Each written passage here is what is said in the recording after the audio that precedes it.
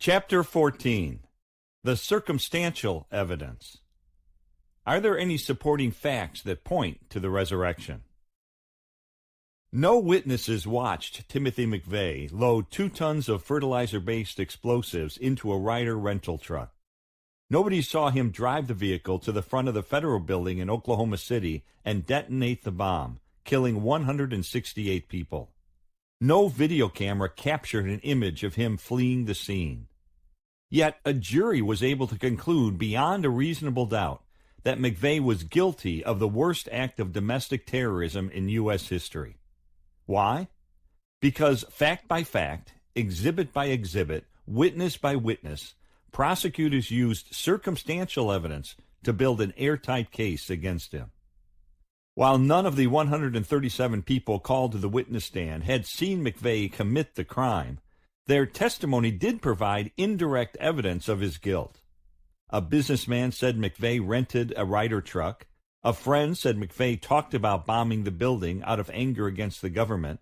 And a scientist said McVeigh's clothes contained a residue of explosives when he was arrested.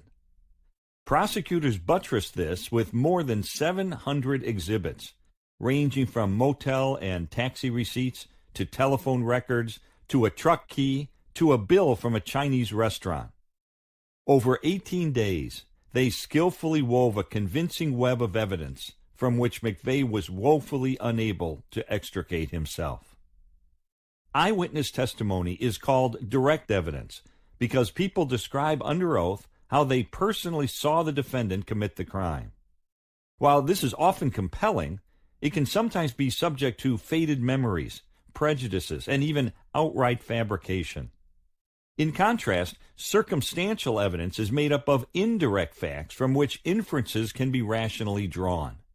Its cumulative effect can be every bit as strong and, in many instances, even more potent than eyewitness accounts. Timothy McVeigh may have thought he committed the perfect crime by avoiding eyewitnesses, but he nevertheless landed on death row due to the circumstantial facts that pointed toward him as devastatingly as any first-hand witness could have. Having already considered the persuasive evidence for the empty tomb and the eyewitness accounts of the risen Jesus, now it was time for me to seek out any circumstantial evidence that might bolster the case for the resurrection.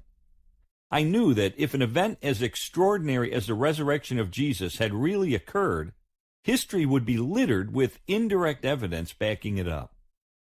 That quest took me once more to Southern California, this time to the office of a professor who masterfully blends expertise in history, philosophy, and science.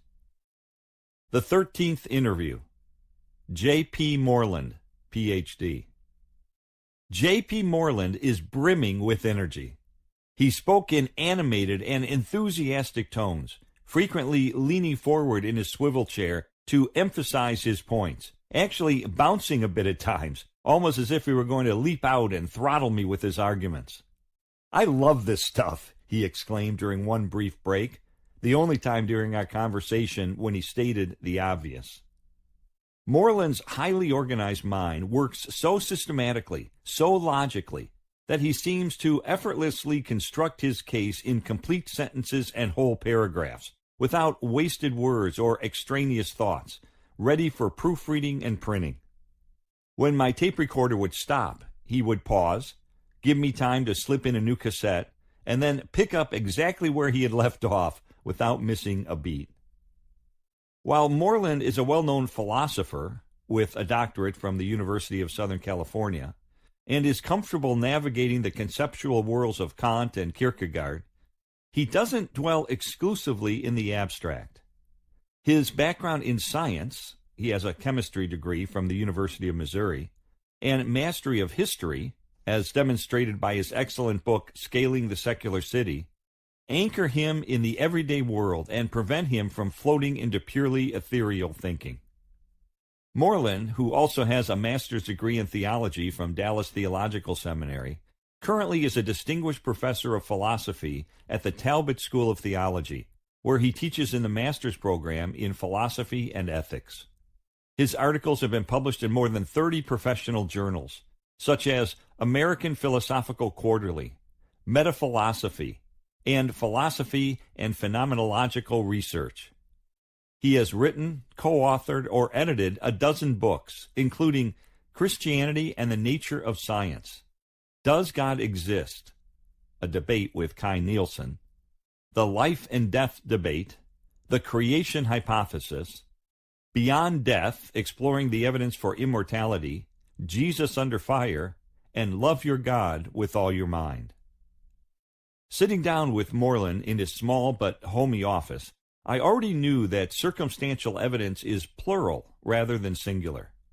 In other words, it's built brick by brick by brick until there's a sturdy foundation on which conclusions can be confidently based. So I began our interview with a point-blank challenge.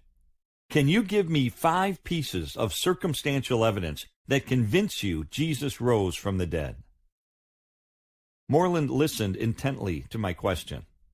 5 examples, he asked? 5 things that are not in dispute by anybody? I nodded. With that, Moreland pushed his chair back from his desk and launched into his first piece of evidence, the changed lives of the disciples and their willingness to die for their conviction that Jesus had risen from the dead. Exhibit 1. The disciples died for their beliefs. When Jesus was crucified, Moreland began, his followers were discouraged and depressed. They no longer had confidence that Jesus had been sent by God because they believed anyone crucified was accursed by God.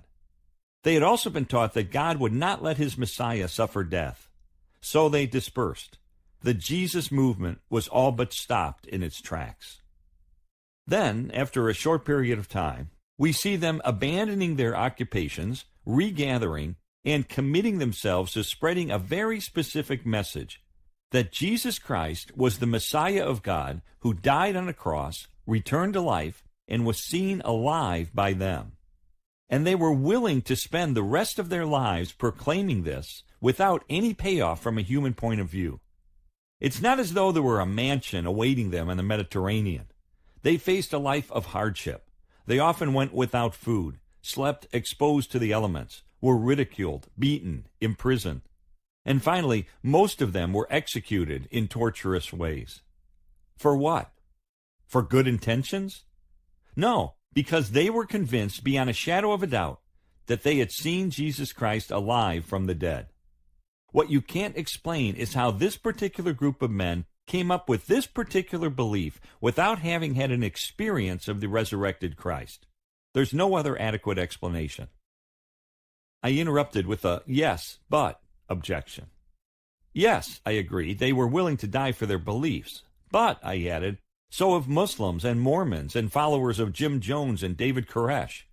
This may show that they were fanatical, but let's face it, it doesn't prove that what they believed is true. Wait a minute. Think carefully about the difference, Moreland insisted as he swiveled to face me head-on, planting both of his feet firmly on the floor. Muslims might be willing to die for their belief that Allah revealed himself to Muhammad, but this revelation was not done in a publicly observable way, so they could be wrong about it. They may sincerely think it's true, but they can't know for a fact because they didn't witness it themselves. However, the apostles were willing to die for something they had seen with their own eyes and touched with their own hands. They were in a unique position not to just believe Jesus rose from the dead, but to know for sure. And when you've got 11 credible people with no ulterior motives, with nothing to gain and a lot to lose, who all agree they observed something with their own eyes, now you've got some difficulty explaining that away. I smiled because I had been playing devil's advocate by raising my objection. Actually, I knew he was right. In fact, this critical distinction was pivotal in my own spiritual journey. It had been put this way to me. People will die for their religious beliefs if they sincerely believe they're true. But people won't die for their religious beliefs if they know their beliefs are false. While most people can only have faith that their beliefs are true, the disciples were in a position to know without a doubt whether or not Jesus had risen from the dead. They claimed that they saw him, talked with him, and ate with him. If they weren't absolutely certain, they wouldn't have allowed themselves to be tortured to death for proclaiming that the resurrection had happened. Okay, I'm convinced on that one, I said. But what else do you have? Exhibit 2, the conversion of skeptics. Another piece of circumstantial evidence, Moreland went on, is that there were hardened skeptics who didn't believe in Jesus before his crucifixion and were to some degree dead set against Christianity, who turned around and adopted the Christian faith after Jesus' death. There's no good reason for this apart from them having experienced the resurrected Christ. You're obviously talking about James, the brother of Jesus, and Saul of Tarsus, who became the Apostle Paul, I said. But do you really have any credible evidence that James had been a skeptic of Jesus? Yes, I do, he said. The Gospels tell us Jesus' family, including James, were embarrassed by what he was claiming to be. They didn't believe in him. They confronted him. In ancient Judaism, it was highly embarrassing for a rabbi's family not to accept him. Therefore, the Gospel writers would have no motive for fabricating this skepticism if it weren't true. Later, the historian Josephus tells us that James, the brother of Jesus, who was a leader of the Jerusalem church, was stoned to death because of his belief in his brother. Why did James' life change? Paul tells us. The resurrected Jesus appeared to him. There's no other explanation. Indeed, none jumped to mind. And Saul, I asked? As a Pharisee, he hated anything that disrupted the traditions of the Jewish people.